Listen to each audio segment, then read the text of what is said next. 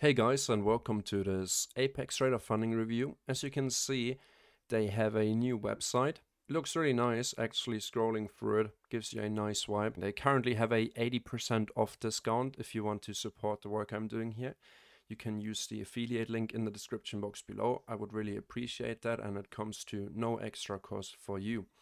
So the question is today how to play Apex Trader funding accounts given on all the rules. So first of all, I'm going to be covering all the specific rules if you choose to sign up with Apex Trader funding, even the hidden ones that you have to dive deep into the FAQs of Apex Trader funding to learn about. And I'm going to explain how the trailing drawdown, the live trailing drawdown actually works and how you can manage that. In my opinion, you have to adjust your trading style depending on the company or the prop firm you're trading with. It's a game in the end of the day that we're playing.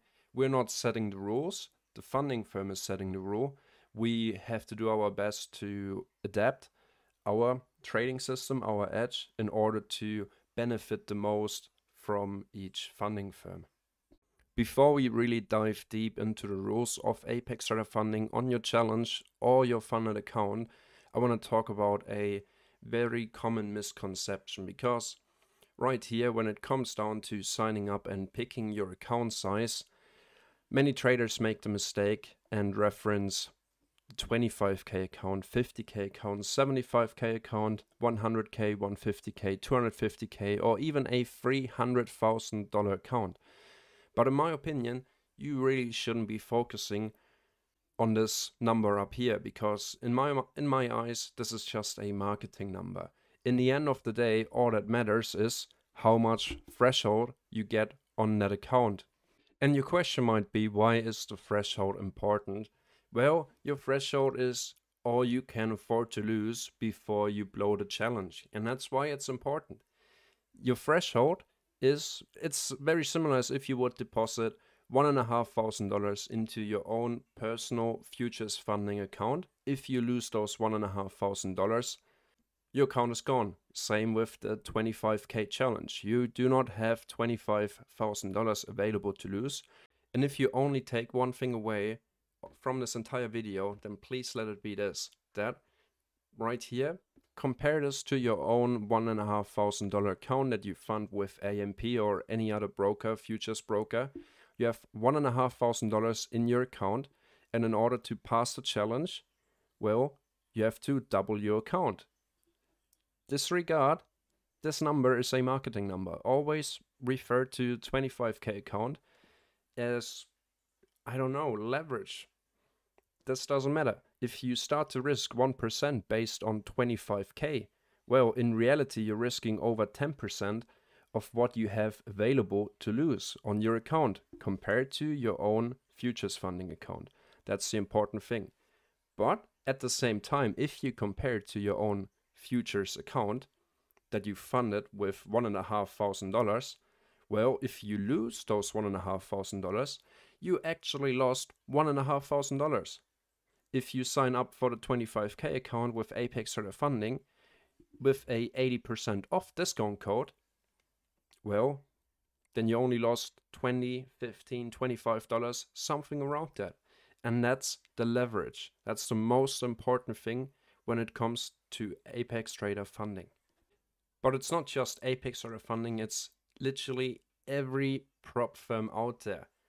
Instead of putting $1,500, $3,000 or $4,250 in your own futures account, your own individual account with AMP or any other futures broker, if you lose that amount of money, well, you actually lost that amount of money. But if you sign up for any of these challenges, you get access to this amount of money, to this amount of margin at a very low price, and that's the leverage here. That's why we have to come up with a very specific plan, also based on all the trading rules that we have to follow with Apex Trader funding, Top Step, Take Profit Trader, funding pips, whatsoever, in order to capitalize and actually make money inside that system. We don't set the rules. We are just participants in a game, basically, in a chess match. We have to make sure that we are aware of all the rules and that we follow them and to make money from them. Because in reality, trailing threshold, our margin of $1,500, we get access to that amount of money by paying as little as $20.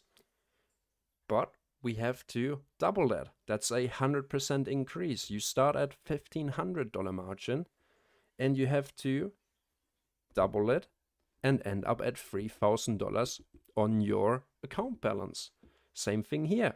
You start with $2,500, but on the 50K account, you actually have to make more money, more than 100%. And look at this. While we're doubling from the 25K account over to the 50K account, we get $1,000 more in our trailing threshold.